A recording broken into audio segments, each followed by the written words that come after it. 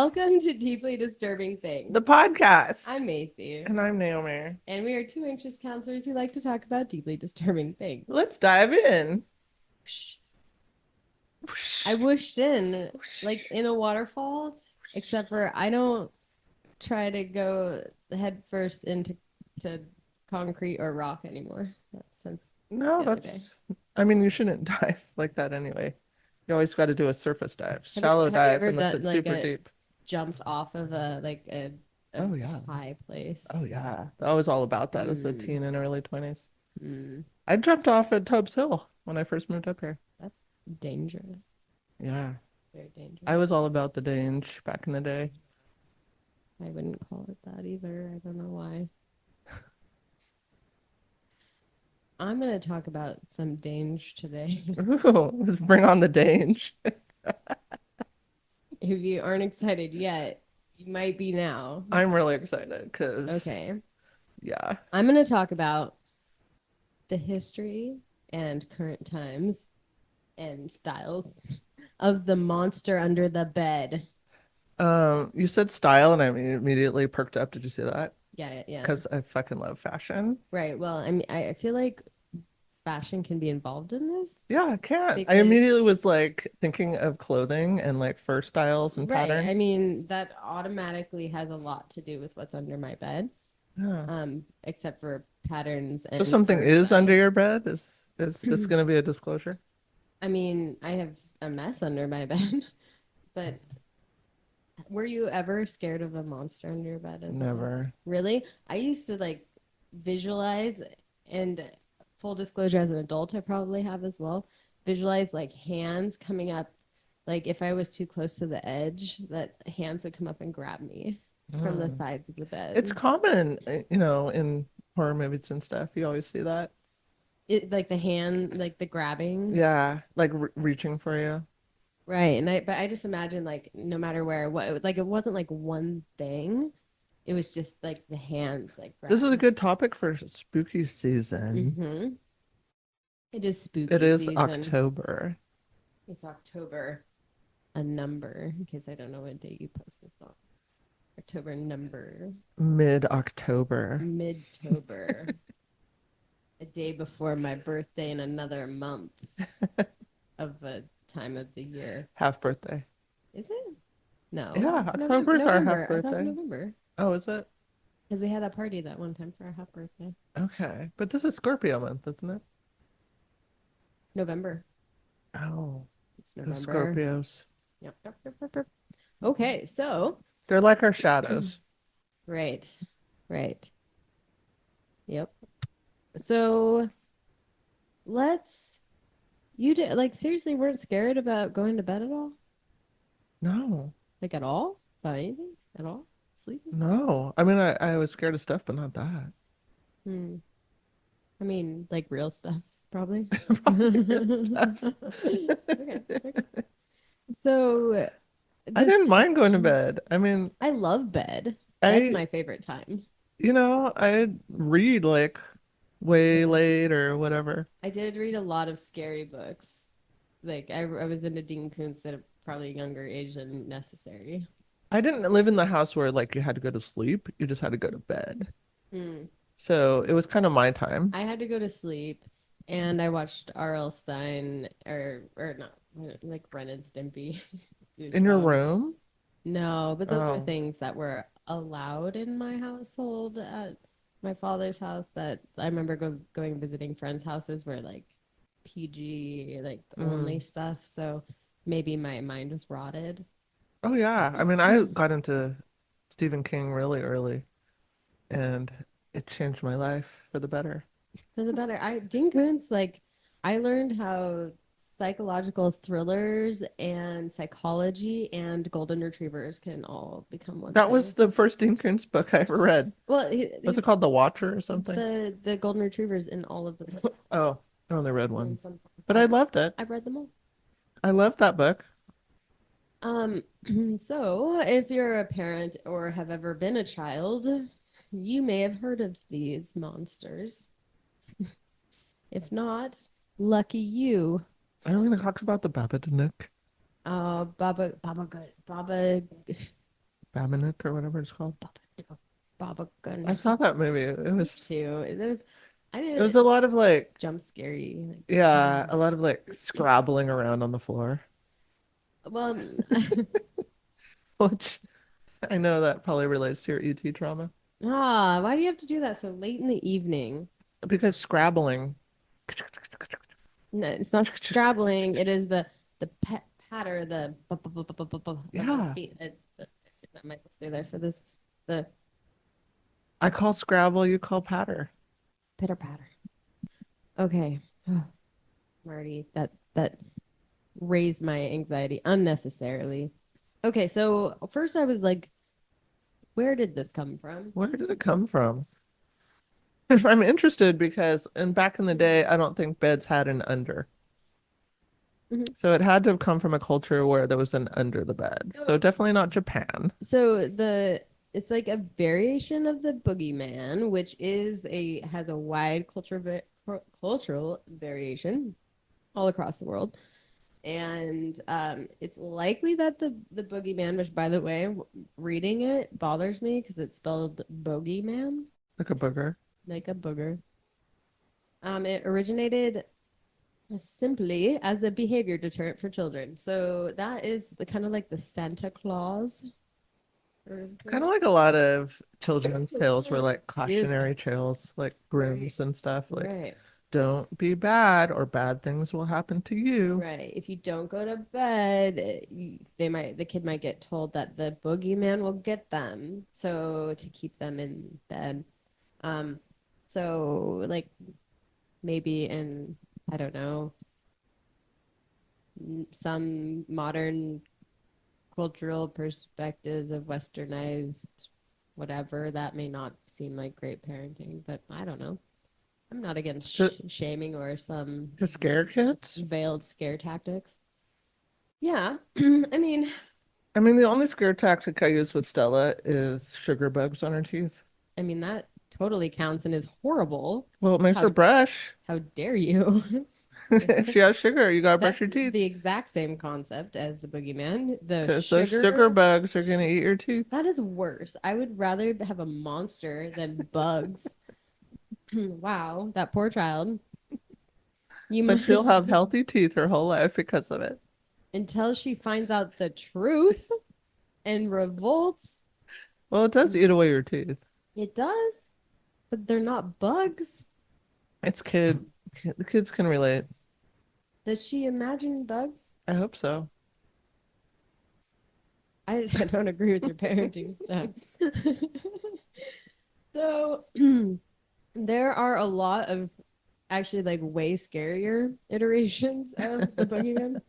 Um, you know, or a boogie person, just to be fair.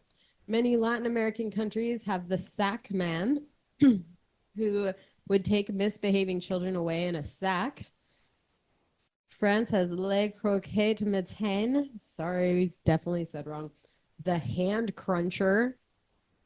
Remember, I did the Hansel and Gretel true story Yes, yes. and that was based on truth. Like parents were forced because of the famine to take their kids in the woods and just leave them there. I see that in like a lot of fairy tale type movies like that. Leave the infant in the woods for the wolves.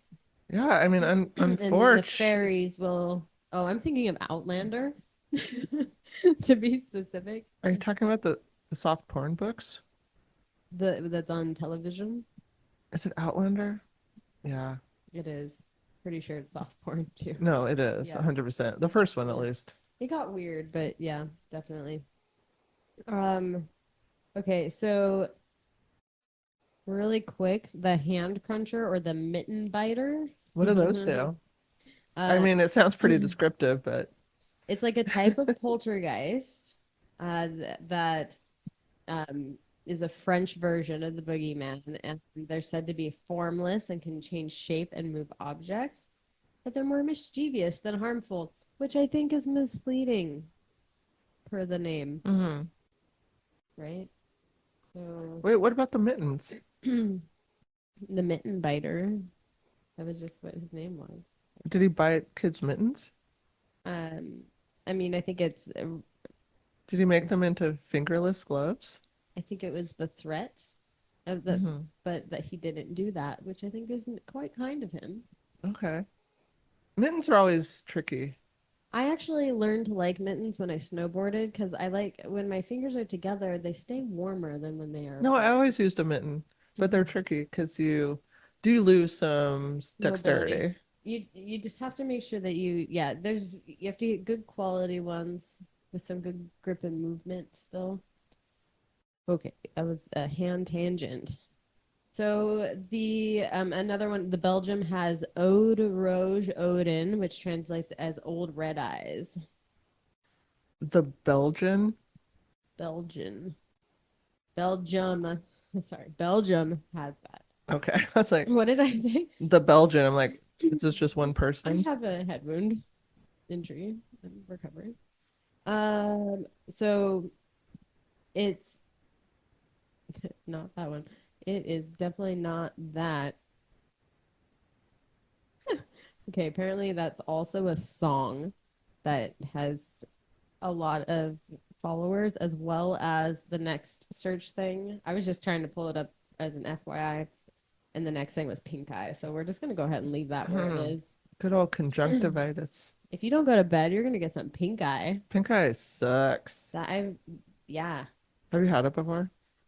I like honestly want to say no, but I feel like You would remember. I really It's ick. okay. Ick and a half. I Okay. had it once. It was I gross. feel like so many people have had it that I feel like I should have had it, but I don't honestly recall. Not only is it very uncomfortable, you just look like hell. Mm-hmm. Honestly, I think that's probably the worst part for me. Yeah, your Like I can stay. deal with some serious discomfort, but just looking all swollen and pussy right in the Mm-hmm. eyes where everybody's wants to look at you, Mm, that was upsetting for me. I didn't like it. I see. Okay. Yeah. Well, that this isn't that, but it's definitely related. Yeah. It got really hot in here because your heater just turned on in this small room, and I'm drinking mead. It's only on 67. This is great mead. Lavender citrus too. This is the good shit. Hierophant lavender citrus is my favorite. See. So the monster under the bed, particularly the bogeyman, has um, been in a lot of TV things, a lot of shows that I don't know. Like even Harry Potter has oh, what do they call shape shifting like Bogart, Mm. which is kind of their take on the boogeyman. However, one of the most famous is from Monsters Inc. Oh, I Right? love that movie. Right. Super cute movie. Trying to address the concept of scary monsters in the wardrobe or under the bed, but with a playful spin, making them friendly and fun. Remember, people live here. Okay, not the R- ghosts, Remember, there's a whole apartment upstairs. the dead people that live here. I hope that wasn't dead people, Me too. but we'll never know. We'll never know. Be forged forward. So, why are we scared, especially as children? I'm gonna just again, I ran down a dark hallway as an adult, just like, someone's behind me. May as well get there quicker. Why are we scared of monsters, especially as kids? I don't know. I never was. You're not a good person for this conversation. Like if I'm trying to think if my kids even were. Sarah would have the best childhood monster stories, I guarantee. Um, I'm trying to even think of my kids. So Skylar, I think, is really sensitive to stuff. Mm-hmm. Not in a bad way, but just, he's a creative.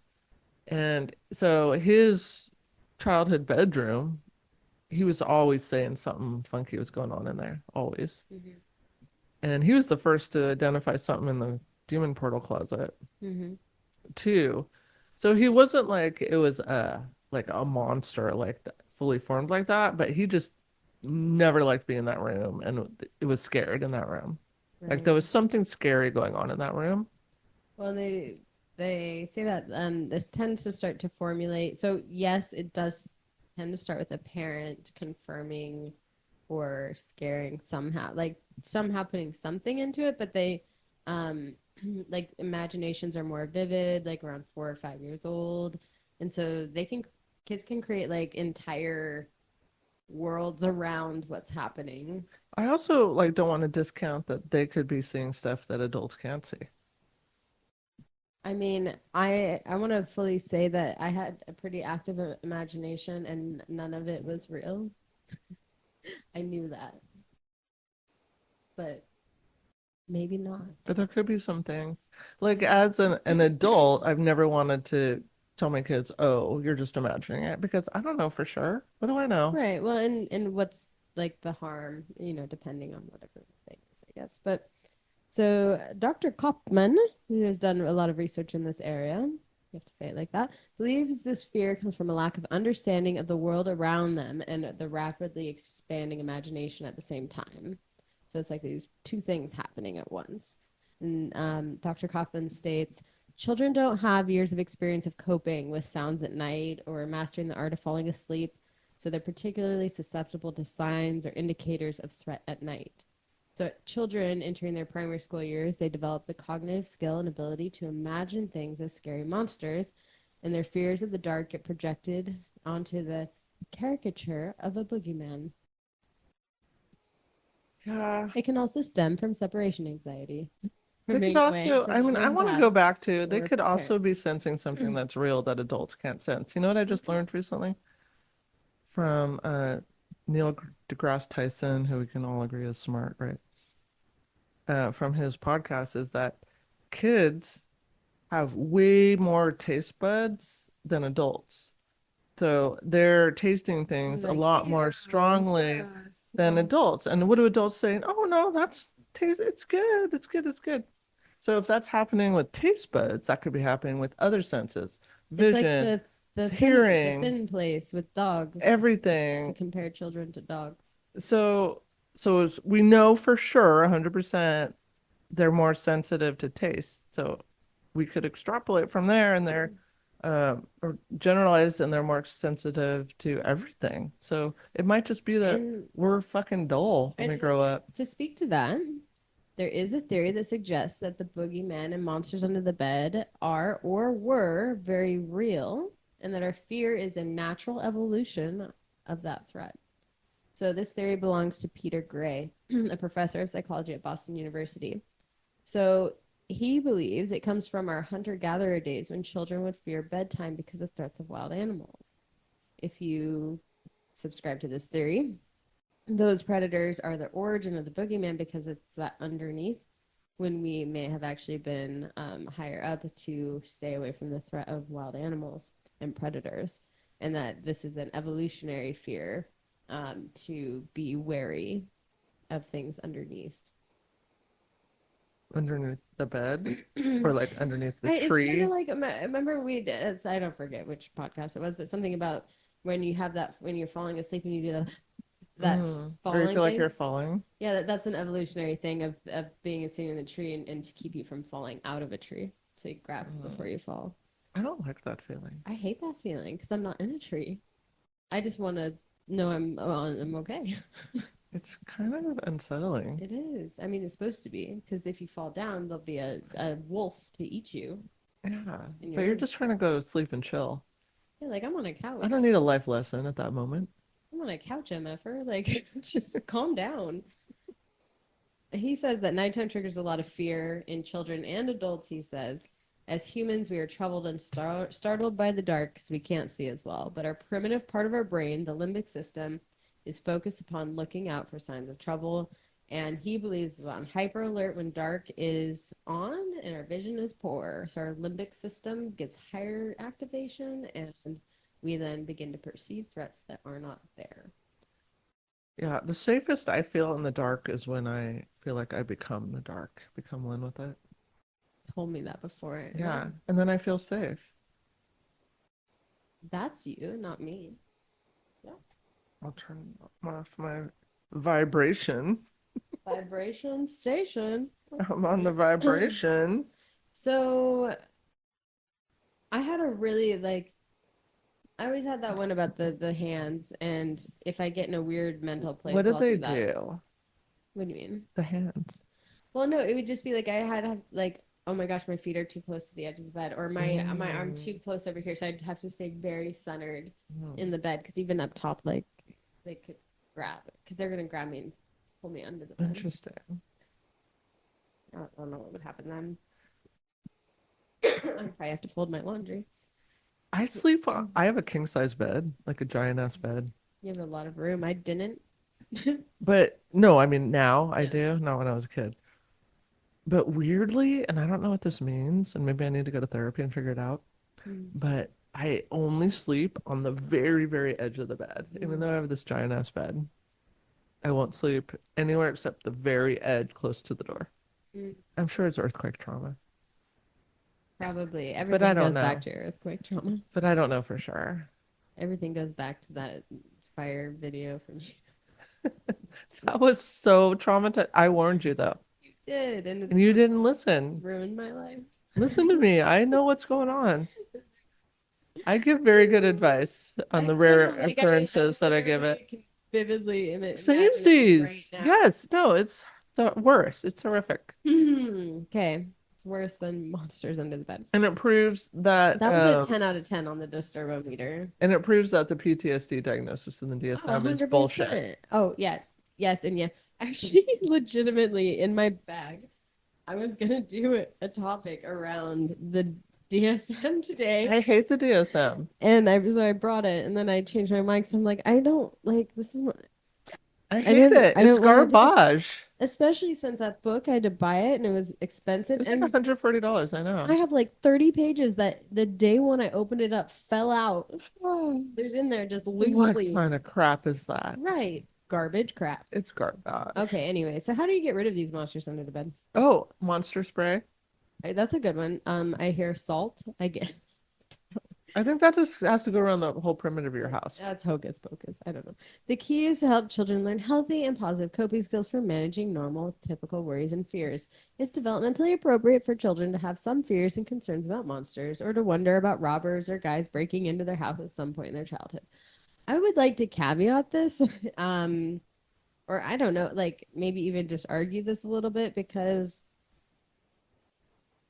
like coping skills for managing normal and typical worries and fears. I want to know what they are defining normal and typical worries and fears because like what control do you think these kids actually have at this point in their life for like the system that they're living in? I know whenever I heard the Because word normal, I always perk up. I'm like, oh. what does that mean? What's that mean for you? Because yeah, like I mean, maybe that is happening more with kids who are having a more like maybe maybe it's a traumatic household. However, I didn't have a traumatic household, but I also had a lot more isolation. Maybe it's that weird Freudian sit there, lonely child, only child syndrome. Were you lonely? Let me see. I played a lot, but I got myself very entertained. Yeah, but that's not lonely. I wasn't lonely. I spent a lot of time alone. I'm just asking because you just said it.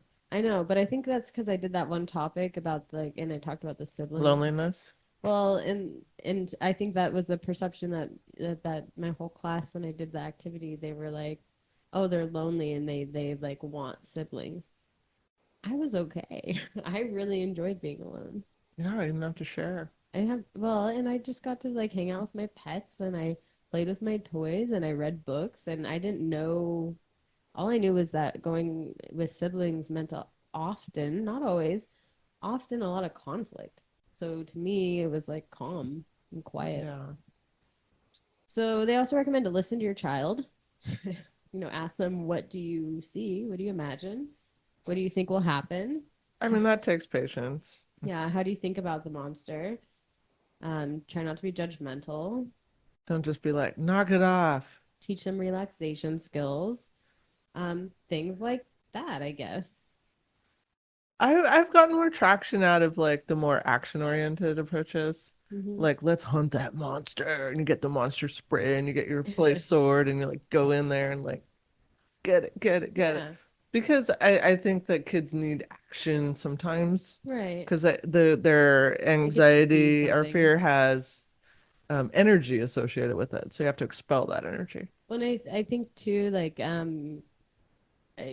going back to that side where it may be like attachment based, where like you're being alone more often at that age. Like having the parent go through. I scoff at that because You're my kids slept with me until they were 6. So, and maybe one of them a little beyond. So, well, your kids have a very active imagination, though. and they're also very well adjusted. Right. So I don't think I went wrong with that. I did Sure, not I don't think do there's sleep any. training. I do want to say I don't think that there's anything wrong with having monsters under the bed. Just like I don't think that there's anything wrong with kids with like active imaginations. Because I did the one episode about imaginary friends. Same thing. No, I'm putting the pieces together though. Yeah. I think my kids didn't have that because they slept in my bed. Oh yeah, that's what I was kind of saying. Like it can reinforce that habit of like, oh, I get to relieve that anxiety by sleeping with the And parents. I only pushed Skylar out because Asher came along, Mhm. and that I think he hated that. I'm surprised he didn't like kill Asher. Probably Probably tried. thought of it. He was So being unthroned. yeah, I mean, there's a hierarchy, right, over time. I didn't push him all the way out. It was gradual. He got the mattress next to the bed, and then I'd move it an inch farther away every night. And finally, it was moving down the hall, and then sort of into his Farther room, out, farther. and then That's what you do yeah, with dogs and pee pads. Get them outside. it's very similar. Yeah, yeah. So the last little kind of bits here. Some uh, it may seem silly to say like you can't have a monster under the bed if you don't have a bed, but there's actually like a certain degree of truth to that historically. Yeah, The now popular image of a single child alone at night in their own bed in their own room was not like a historical no, norm. that's why I did family bed. I never, I'm more of collectivist, Yeah. familial with everything. So I've never been into that like you have to be so independent, that like hardcore Western way of Yeah. thinking. I've never been that way. And it's been more studied actually in psychology than like historically, but uh, this this is actually through historyqa .com is where I found this portion. But they tried to kind of pull up what historical things there are about it. Excuse me. Um there so HP Lovecraft Oh God. oh God. No, go ahead. What were you gonna say? Why? No, what No, do you go know? ahead. Go ahead. Said he wrote that when he was 6 or 7, he was tormented constantly with a peculiar type of recurrent nightmare in which a monstrous race of entities called night gaunts. I don't know where I got a hold of the name. He said I used to snatch me up by the stomach and carry me off through the infinite leagues of black air over the towers of dead and horrible cities. They would finally get me into a gray void where I could see the needle-like pin- pinnacles of enormous mountains miles below. Then they would let me drop, and as I gained momentum in my Icarus-like plunge, I would start awake in such a panic that I hated to think of sleeping again. The night gaunts were black, lean, rubbery things with barbed tails, bat wings, and no faces. Undoubtedly derived from the image of his memory of a door's drawings, which Paradise Lost. I don't have any idea what that is. They had no voices. Their only form of real torture was their habit of tickling his stomach. So he attributed that to digestion problems. I don't know. Um, Came in flocks of 25 or 50. You know, 8 years old when that happened. He was having those dreams, or not dreams, fears. Mhm. 34 years later, he said that he chose them as the theme of one of his fungi. No, H.P. Lovecraft to Virgil Finlay.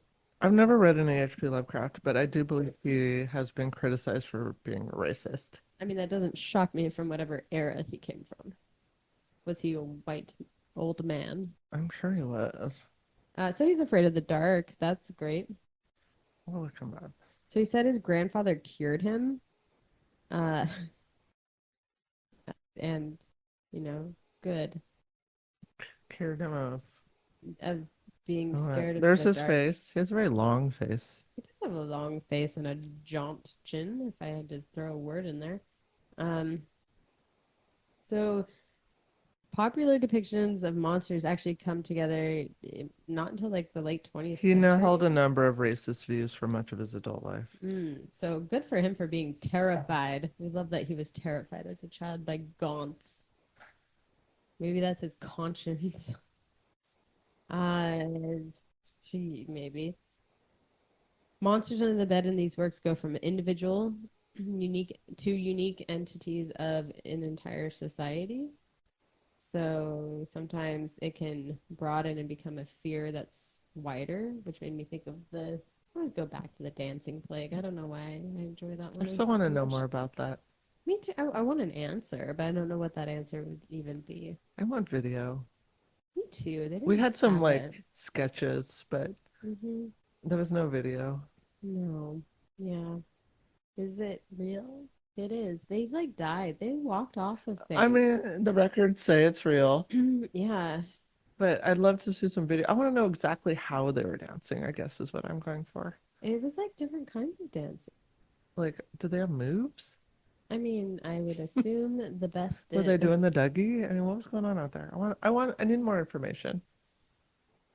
The Sandman is often associated with night terrors. Oh, Is another I kind of haven't never common read one. that book or seen that show. Have I you? did watch the show. I could take it or leave it. Mm. It was okay. Like I feel like there's a lot of possible hope if it was redone. It's good, but not good enough. Maybe the book is better. Maybe, maybe not. Who knows? Maybe not. I know. I did go through a Neil Gaiman phase this past summer. I read several of his books, and then I decided I think I've read the good ones. Could Yeah. stop. Like I didn't need to like do the whole canon. I So think I started with the best one. did you? Yeah, and it was kind of downhill from there. I hate that. And you're like, ah, But can't go I back. highly recommend the one I started. Well, actually, no, because I read Coraline a long time ago. But I started with another children's book, The Graveyard Book. Highly recommend. Mm. Highly recommend. It's probably one of the best books I've ever read in my entire life, and it's a kid's book.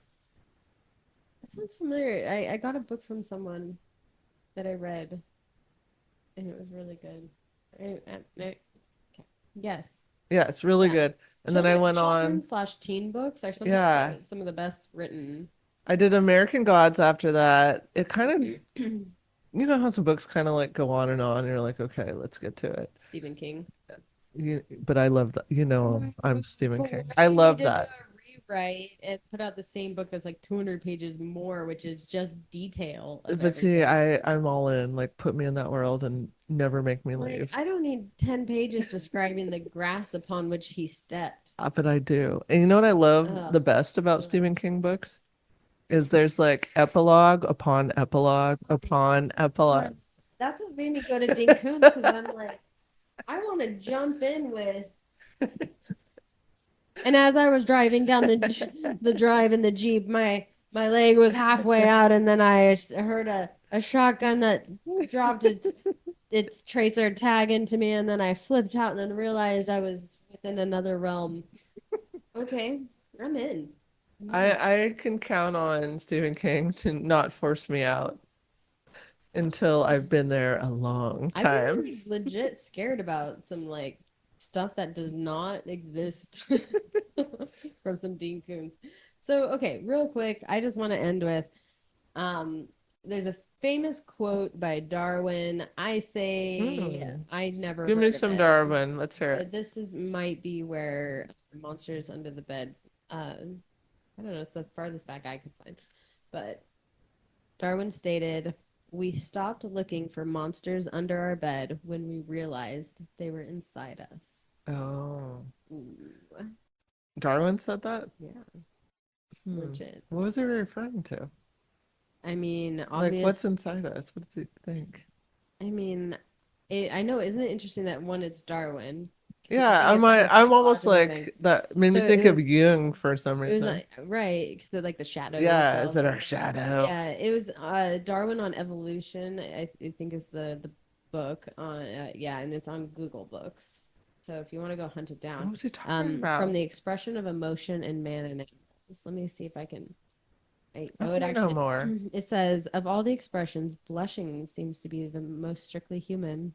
Yet it is common to all or nearly all races of man, whether or not any changes of color is visible to skin. The relaxation of small arteries of the surface of which blushing depends seems to have primarily resulted from the earnest attention directed to the appearance of our own persons, especially our faces, Hmm. aided by habit. Great. Okay, so there's that. I can't not unknow. Um, um, Are you a big blusher? I'm not really like unless it's like I always feel mm, bad for the people like when they have to talk in front of the class and you see those blotches of red oh slowly go up their yeah. chest. I feel so bad and they have no control over it. hmm I'm glad I don't have it, but I do have some sympathy. How paramount the future is to the present when one is surrounded by children. The highest What? possible stage in moral culture is when we recognize that we ought to control our thoughts. That's a Hmm. very, yeah, that's a very psychological thing to say. Okay. The love for all living creatures is the most notable attribute of man. A struggle for existence inevitably follows from the high rate of which all organic beings tends to blah, blah, blah, blah. It goes on. What does this have to do with the So monsters under that's the from the bed? origin of species. Oh, I see they're pulling from each. Um, You're not on AI Google, are you? no, I'm Because on we've Google. determined that that's I'm on very Google Books. unreliable. I'm on Google Books. Since The actual book do you remember when fixers. I looked up and it told me black unicorns were real? I made an AI picture of my cat and I put reimagine as a hippo, and I'll show you what that looks like in a second. Okay. It's hilarious. It's Nugget. Yeah, it's But ever since then, great. I refuse to I scroll. I refuse to click on it or read it. Mm. Yeah, no, I agree. It's not my, that's not what It I'll should not be choose. first. No, why is that first? Stop. It should not be first. No, I agree. I agree. So, Because we know people don't scroll and people don't click and read beyond headlines or whatnot. mhm, mhm. I mean, I think basically what I found here is the Google Books were just trying to get me to purchase the book, so it gave me an excerpt of the big chunks, but not what I want. But this last one I'll just say because I thought it was a really nice one from his autobiography. If I had my life to live over again, I would have made a rule to read some poetry and listen to some music at least once every week. Darwin said that. Mhm. Why didn't we listen to music? Every week, yeah. Well, it probably wasn't as like available, Oh, accessible, maybe. on his boat, the Beagle or whatnot. Yeah, it's Beagle, isn't it? I haven't heard of the Beagle in a long time. Anyway, so there we go. I had nothing to like. I was really hoping for some like real Gremlin type level stuff. We did read that book at the same time about the stairwell, with the blue book. That was Stephen The King, Blue wasn't it? Book? Oh, Fairy Tale. Yeah, that was a great I book. liked that book. I really enjoyed that book. I did the audio book version of it. It was I really really liked good. it. Yeah, I thought it was English good. is I could see that great. it drew from The Talisman, which I read a long time ago and I have loved. the Talisman, and I got stuck at the beginning, Okay, like many. let me did I think I told you this. So when I originally read The Talisman, it was one of my favorite books. Hmm. So that was a collab with him and Peter Straub, who has written some good books too. Is deceased now. Okay. So after I read The Fail Trail, I'm like, this is a lot of Talisman in there. I'm gonna reread The Talisman, which I loved.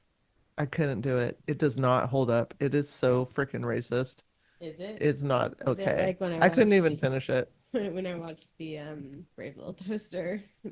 Probably, yeah. So, yeah, it doesn't hold up, sadly. I couldn't get beyond the stereotypes that were being portrayed. Uh, the not only racist, there was a lot of sexist stuff going on. Hmm. Not everything holds up. I mean, it's different times. Some things need to just stay in their time and just be like a time capsule so we can learn. Be what it was and be Yeah, there and stay there. yeah. So, okay, I'm gonna close this real quick. I'm gonna show you and then we'll do one together. Is this your AI Cat. venture? Yes. So I'm afraid. I got a new phone and it has a thing. So you can reimagine as and then put in whatever the heck you want. And you can circle whatever in the picture and it'll reimagine it and make it whatever Okay. you want. So I'll show you what I did just randomly as I was playing around with it. And I took a picture of my cat Nugget, who is a gorgeous, pretty black cat with now, like, I guess, white stress hair. Oh, poor Oh, Nugs. I'm not trying to cast a nothing. Hold on, stop that. Okay. What are you casting a spell? Spell with my tinctures. I don't know if that's how that works. I don't think so. Okay. So here we are. So this was the original photo of Miss Nugget sitting on her tuffet. No, she just seemed like it was a cool little picture of her just Cute. sitting there, very fall-like black cats. I love them. And so there, I brightened it. So that's her. And then I, because it's me, I was like, reimagine as a hippo. Well, And there's been that little hippo in the news lately. I've not seen that, but Oh. this was just random. But here's her crying, frightening hippo. That looks like, yeah, that hippo's been in the news lately, so it's easily grabbable, I think, by the AI.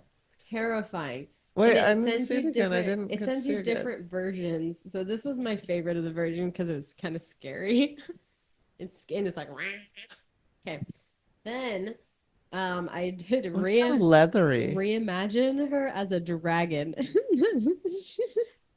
And I reimagined her as that little dragon. Isn't that a band? Reimagine Dragons? It is. Yeah, yeah. So actually, this was the original for that photo. When their head turned, and then it Well, was that's creepy though. with- With the head turned for some reason. Oh, for her? Yeah.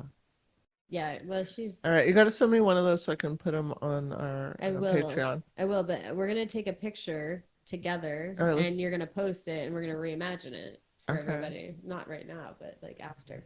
So, Okay. until next time. Protect your mittens. It's not about the mittens, it's about your little fingers inside the mittens. Until next time, maybe you should though. Like Should what? protect your toes and your feet, and maybe there are monsters under your bed. Maybe. I'm not discounting anything. The day I put my guard down is the day I get pulled under. I keep my options open. Until next time, keep your options open and always take your headphones off. Don't step on that corner.